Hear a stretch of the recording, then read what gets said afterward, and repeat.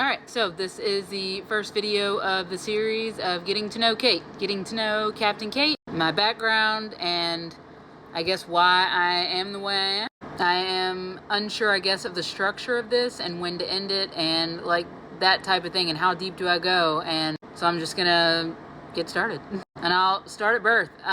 Very interesting. I remember being born. I remember everything. I remember being in the womb, like right before I was born. I remember coming into the fucking womb. It was a lot of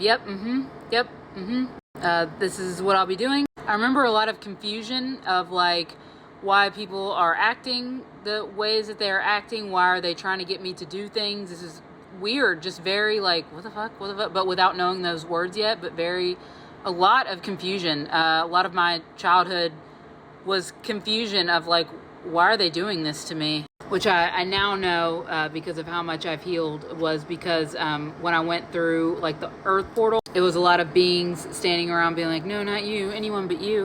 Like seeing everything so clearly up here, and it was like no matter what I said or did, it was wrong. So blunt and so honest and so direct, and channeling with my channeling and doing the like moving things in my head and not knowing what was going on, and like, but no one ever knew what I was talking about.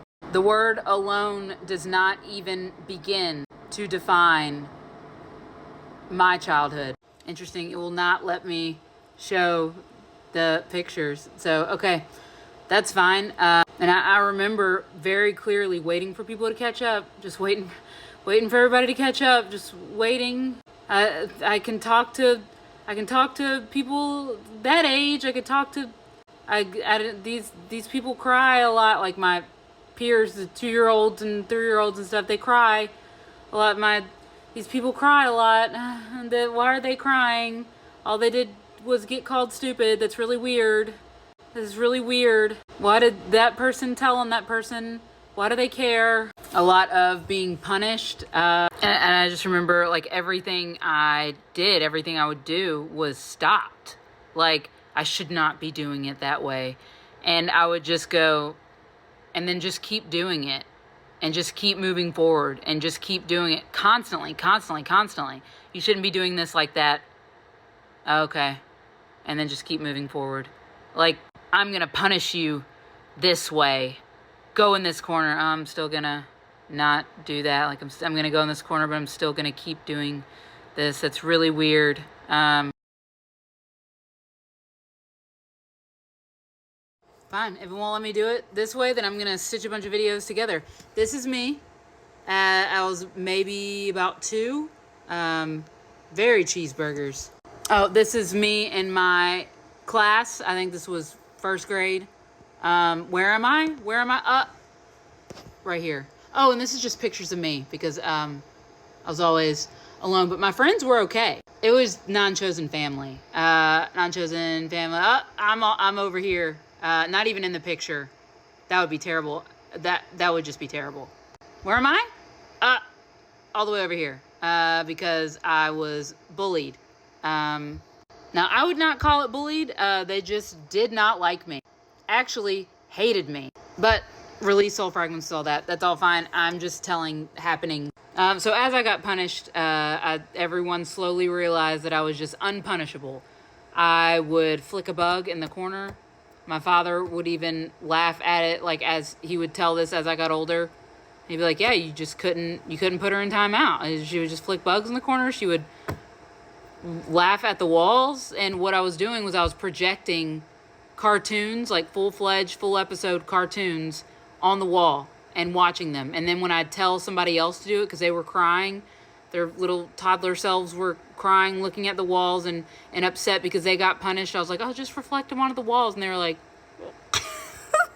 So I tried telling people about this stuff that I could do, that I was doing. And then I could draw everything that I was seeing. I could sit there and draw it.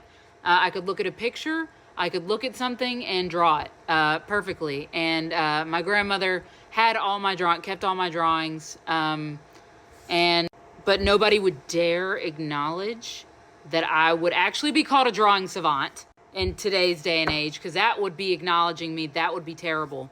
Anyway, I got tested multiple times for autism, but they didn't classify me as autistic, and they kept telling my mother, no, I did not have it. And I would bang my head against everything, like absolutely just slam myself against everything because it felt good. That's how I was transmuting. And the thing about being a savant or whatever, you have to actually be noticed and liked and like nominated. It's really weird. I've looked into it over the years because I was like, how did nobody see this? Oh, you have to be liked. Okay. Yeah, it does not want me to make this video, which is very interesting. It keeps putting music over everything. So I think that's enough for today. And as you can see, I was a very dense kid, very strong, very independent anyway. As I was flipping through my scrapbooks to get those pictures, award. There was nothing I was doing wrong. I didn't talk. It was never okay for me to exist, ever, in any space. Was not allowed to. My friends loved me. It was really weird. Everyone not outside of my house and my non-chosen family, incredible. Oh, I wish I had a kid like you. Friends, hell yeah. Teachers, math teachers, no, absolutely not. I was fine existing on my own, and that was also a problem. Okay, enough for today. Any feedback is welcome. So, like, if you want to hear more, if you wanted me to stay on a different track, that was, I would say,